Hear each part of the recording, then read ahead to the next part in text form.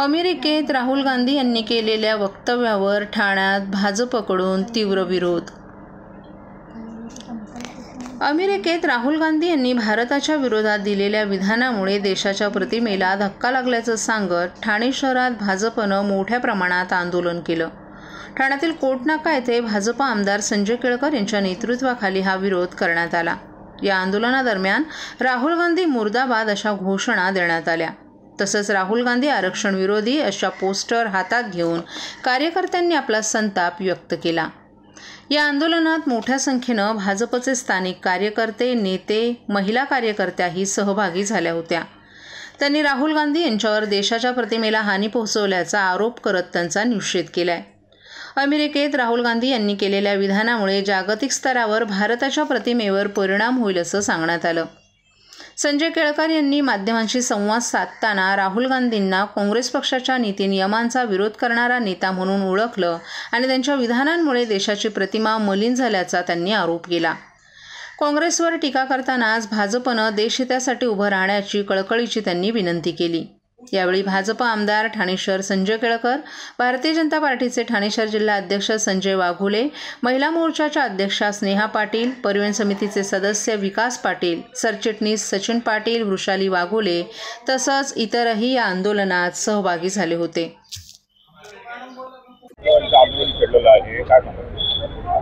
राहुल गांधींनी देशाबाहेर जाऊन देशविरोधी भाष्य केलेलं आहे आणि त्याचा देशातली जनता आणि आम्ही तीव्र निषेध करतो.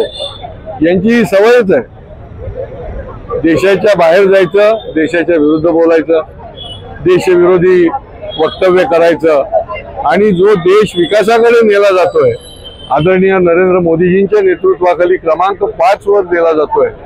सारं जग या देशाचा आणि पंतप्रधान नरेंद्र मोदींचा आदर करतंय आणि राहुल गांधी जे आहेत ते बाहेर गेले, आतमध्ये तर बरोबर जातात पण देशाच्या बाहेर देखील चुकीच्या पद्धतीने बोलतात, देशविरोधी बोलतात, आरक्षणाच्या विरोधी देखील बोलतात. आरक्षण विरोधी बोलणं याचा अर्थ डॉक्टर बाबासाहेब आंबेडकरांचाच अपमान करणं. महामानव डॉक्टर बाबासाहेब आंबेडकरांना यांनी नेहमीच निवडणुकीतही हरवलंय आणि अपमानित देखील केलेलं आहे आणि त्याच्यामुळे देशातली जनता याचा तीव्र निषेध करते.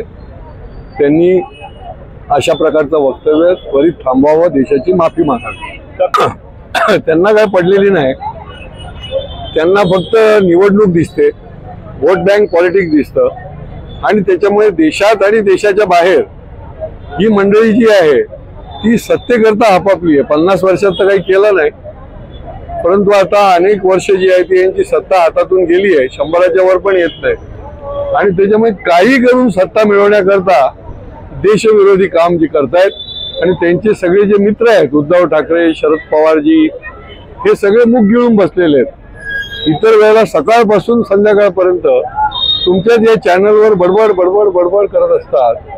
साधा तुम्ही निषेध पण करत नाही. आरक्षणाच्या विरोधी तुम्ही आहात हे आता लोकांना तुमचा खरा चेहरा दिसलेला आहे.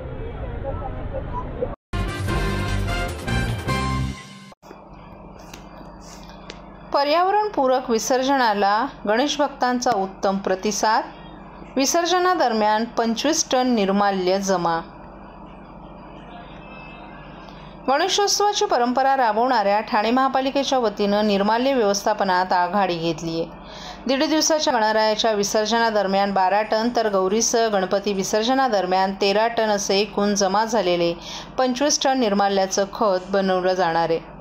गणपती बाप्पा मोरया, पर्यावरणाचा वारसा जपूया असा संदेश देत ठाणे महापालिका आणि सामाजिक संस्थेच्या उपक्रमाला भक्तांनी चांगलाच प्रतिसाद दिलाय. शहरातील 15 कृत्रिम तलाव आणि 9 विसर्जन घाटांवर दरवर्षी सफाई सेवक आणि कार्यकर्त्यांच्या माध्यमातून गणेश भक्तांकडून निर्माल्य आणि सजावटीचं साहित्य संकलित केलं जातं. 1.5 दिवसाच्या गणेश मूर्ती विसर्जनावेळी सुमारे 12 टन निर्माल्य संकलन झालं होतं, तर 6 दिवसांच्या गणेश मूर्ती आणि गौरी मूर्ती विसर्जनादरम्यान सुमारे 13 टन निर्माल्य संकलित झाले. या निर्माल्यावर प्रक्रिया करून त्याचं सेंद्रिय खत तयार केलं जाणार आहे. विसर्जन घाटावर तैनात करण्यात आलेल्या वाहनांमध्ये या निर्माल्याचं जैविक आणि अजैविक असं वर्गीकरण केलं जातं. वर्गीकृत कचरा स्वयंसेवी संस्थांच्या माध्यमातून संयुक्तपणे कचरा व्यवस्थापनावर पाठवला जातो. यात जैविक कचऱ्यातून खत निर्मिती केली जाणार आहे, तर अजैविक कचऱ्यात असलेल्या प्लास्टिक, कागद, काच आदींसारखे घटक देखील प्रकल्पातील पुनर्निर्माणामध्ये शास्त्रोक्त विल्हेवाटीसाठी पाठवले जाणार आहेत. लाडक्या गणरायाच्या पूजेच्या प्रसंगादरम्यान वाहिलेली फुलं, हार तसंच बेल, शमी, दुर्वा, रुई आदी पवित्र वनस्पती तसंच अन्य पूजा सामग्री दुसऱ्या दिवशी निर्माल्य होतं. या निर्माल्याचं तलावात किंवा वाहत्या पाण्यात विसर्जन करण्याची पारंपरिक पद्धत असली तरी जलप्रदूषण टाळण्यासाठी हे निर्माल्य संकलित करून त्याचं रूपांतर खतामध्ये केलं जाणार असल्याचं सांगण्यात आलंय.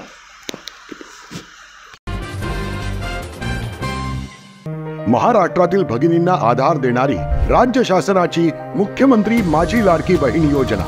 या योजनेअंतर्गत अल्प उत्पन्न गटातील 21 ते 65 वयोगटाच्या भगिनींना मिळणार दरमहा 1500 रुपयांची मदत. अर्ज करण्यासाठी 31 ऑगस्ट 2024 पर्यंत मुदतवाढ. कुटुंबाचं वार्षिक उत्पन्न 2.5 लाख रुपयांपेक्षा कमी असलेल्या महिला पात्र. कुटुंबाकडे पिवळं किंवा केशरी रेशन कार्ड असल्यास उत्पन्नाचा दाखला आवश्यक नाही. पांढरं रेशन कार्ड असेल किंवा रेशन कार्ड नसेल तर कुटुंबाचं वार्षिक उत्पन्न 2.5 लाखांपेक्षा कमी असल्याचा दाखला आवश्यक.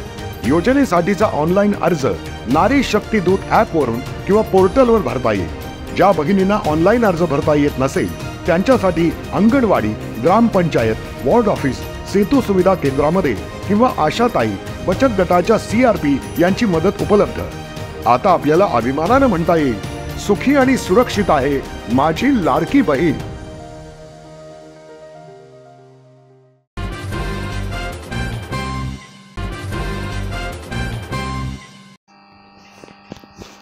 माजिवडा मानपाडा प्रभाग समिती क्षेत्रात अनधिकृत बांधकामांसंदर्भात खासदार नरेश म्हस्के यांचं ठाणे महापालिका आयुक्तांना पत्र. माजिवडा मानपाडा समिती क्षेत्रात उभ्या राहणाऱ्या अनधिकृत बांधकामांना सहाय्यक आयुक्तांचा आशीर्वाद असल्याच्या नागरिकांच्या तक्रारी असल्याचं सांगत ठाणे लोकसभेचे शिवसेनेचे खासदार नरेश म्हस्के यांनी या सर्व प्रकरणाची चौकशी करण्यासाठी पालिका आयुक्त सौरभ राव यांना लेखी पत्र दिले. अशा प्रकारच्या आरोपांमुळे ठाणे महापालिकेची बदनामी होत असल्याचा मुद्दा उपस्थित करत म्हस्के यांनी पालिका आयुक्तांना पत्र दिले. शहरातील अनधिकृत बांधकामांच्या मुद्द्यावरून पुन्हा एकदा ठाणे महापालिका प्रशासन अडचणीत आले. संपूर्ण ठाणे शहरात आणि विशेष करून खाडीच्या पलीकडे मोठ्या प्रमाणात अनधिकृत बांधकामं होत असतानाही प्रशासनाचं याकडे सर्रासपणे दुर्लक्ष होत असल्याचा आरोप नागरिकांकडून केला जातोय.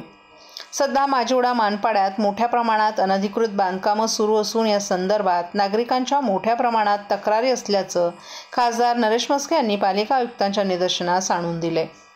माजिवडा मानपाड्यात सर्वाधिक बांधकामं होत असून या बांधकामांना सहाय्यक आयुक्तांचा आशीर्वाद असल्याच्या नागरिकांच्या तक्रारी असून यामुळे ठाणे महापालिकेची बदनामी होत असल्याचा आरोप म्हस्के यांनी केलाय. प्रभाग समिती क्षेत्रात बिनधास्त चाळी 7 ते 8 मजल्याच्या इमारती अवघ्या 6 महिन्यात उभ्या राहत आहेत.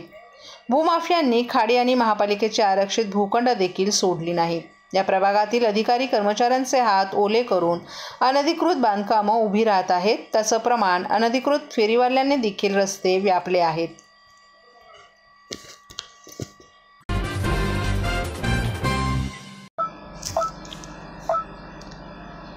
शासनाच्या मदतीनं महिलांचं आयुष्य बदलू शकतं, मुख्यमंत्री एकनाथ शिंदे यांनी व्यक्त केल्या भावना. शासनाच्या 1,500 रुपयांच्या मदतीनं काय होऊ शकतं अशी शंका उपस्थित करणाऱ्यांना प्रणाली बारड या लाडक्या बहिणीनं चोख उत्तर दिले.